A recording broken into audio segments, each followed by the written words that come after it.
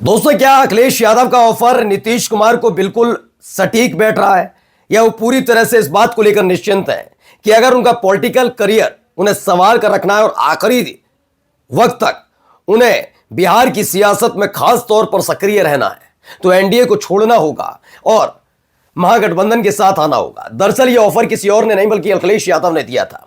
हमने तब भी कहा था कि नीतीश कुमार अगर रुके हुए हैं तो वो बिहार विधानसभा चुनाव को लेकर रुके कि एक बार देख तो लिया जाए कि जितने दावे और जितने वादे ये सारे के सारे बीजेपी के नेता करते हैं ये इस पर सटीक और खरे उतरते हैं नहीं उतरते।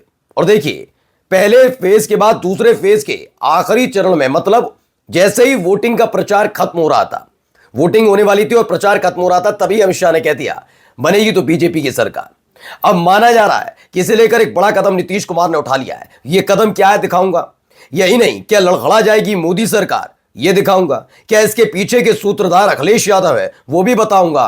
क्योंकि खबर है कि नीतीश कुमार की पार्टी यानी जनता दल यूनाइटेड से एकमात्र मंत्री मोदी सरकार में वो इस्तीफा देने जा रहे हैं। कौन से वो मंत्री हैं और कैसे और कब नीतीश के करीबी ने लालू प्रसाद यादव से गुपचुप मुलाकात कर ली, वो भी दिखाने जा रहा हूं। नमस्कार, मैं हूं प्रज्वल गौतम और आप देख रहे हैं खबर चौक। बिहार की सियासत में सब कुछ वैसा नहीं है जैसा दिख रहा है। पहले लगता है कि एनडीए में सब कुछ ठीक ठाक है, सिर्फ अव्वल तो ये इंडिया गठबंधन में है, लेकिन बाद में पता लगता है वहां तो सब ठीक है, एनडीए वाले सिर्फ अव्वल में लगे। और उसके बाद पता लगता है कि मुख्यमंत्री के चेहरे को लेकर लड़ाई हो रही है, फिर हो रही है सीट बंटवारे को लेकर, तमाम चीजें हुई। अब इन सब के बीच क्या वाकई नीतीश कुमार 14 नवंबर की शाम को पलटी मार सकते हैं? अभी इस खबर को देखने के बाद आप समझ जाएंगे। सबसे पहले एक खबर है, विश्वसनीय सूत्रों के मुताबिक नीतीश कुमार जी ललन सिंह को केंद्रीय मंत्रिमंडल से इस्तीफा देने का आदेश दे चुके हैं।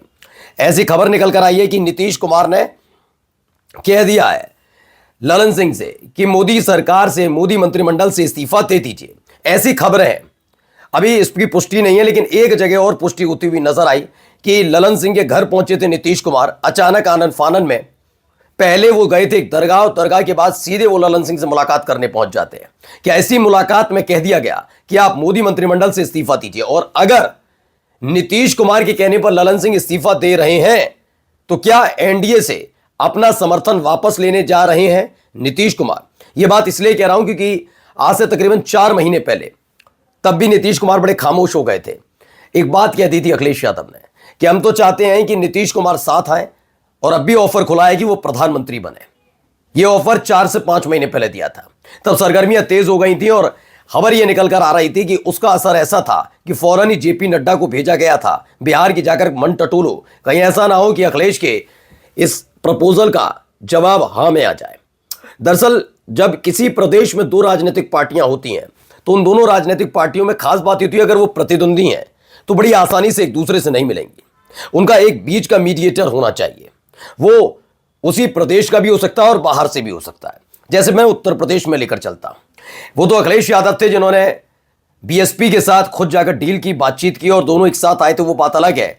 समाजवादी पार्टी को बीएसपी के आने से कोई फायदा ज्यादा नहीं हुआ, बल्कि जो शून्य पर 2014 पर खड़ी थी बीएसपी, 2019 में उनके 10 सांसद चुने जाते, जबकि समाजवादी पार्टी के 2014 में 5 सांसद थे और 2019 में भी 5 ही सांसद थे।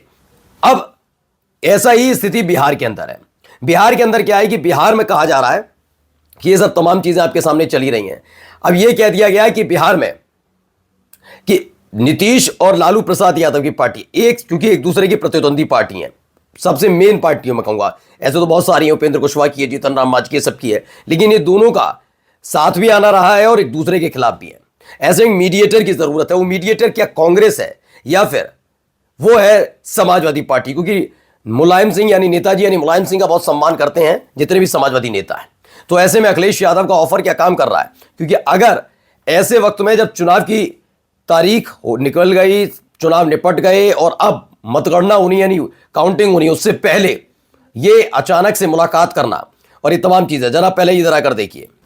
ये खबर निकल कर आई, केपी मलिक ने खबर बताई है, नीतीश के खास लालू के पास और क्या होगा ललन सिंह का। पटना की सियासत में बड़ी दिलचस्प हलचल है। कल शाम जहां एक तरफ नीतीश कुमार की खासम खास और जेडीयू के वरिष्ठ नेता लालू यादव से गुपचुप मुलाकात करने पहुंचे हैं।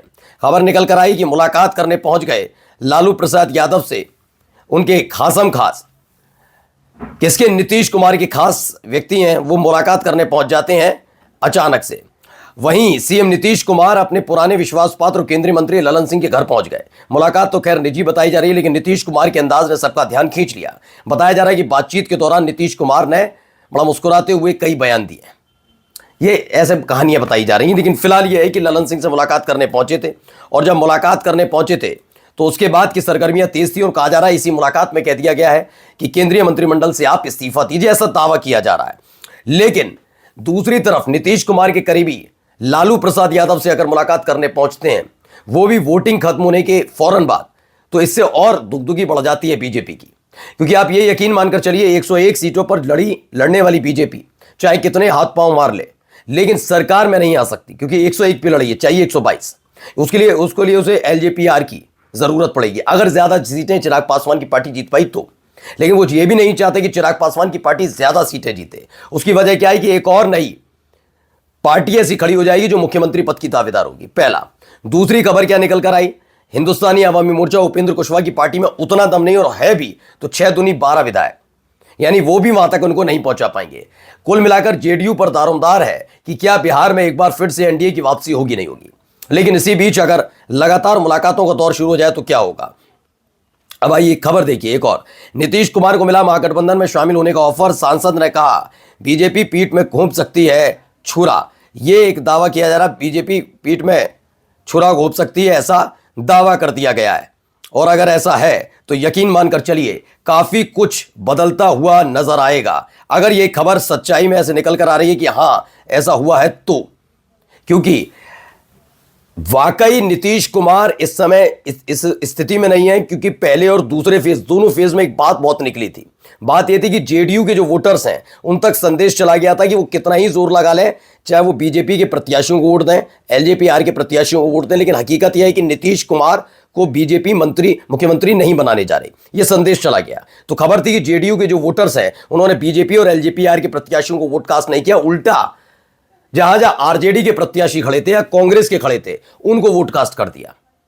ये कई जगह बयान निकल कर आया। कुछ तो खांटी ऐसे जेडीयू के कार्यकर्ता थे, उन्होंने कहा हां ये बात सच है कि हमने वोट कास्ट नहीं किया, हमने उनको वोट नहीं दिया, हम हैं जेडीयू के, लेकिन जब बनाएंगे ही नहीं तो हम आरजेडी के साथ जा रहे हैं या कांग्रेस के साथ जा रहे हैं। ये बयान है बाकायदा जेडीयू के कार्यकर्ताओं वोटर्स के।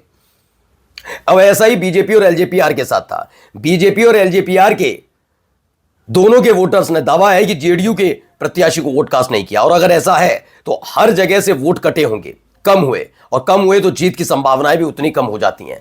ऐसे में नीतीश जानते हैं कि अगर ऐसे कर अपनी राजनीतिक नैया को चलाए रखना है तो जाना तो महागठबंधन के पास ही पड़ेगा। तो क्या महागठबंधन के साथ जा रहे हैं? अखिलेश का ऑफर काम कर गया? नमस्कार। New public inter college Lucknow, admission open. For more information call 0522 282232 और 7755 089585।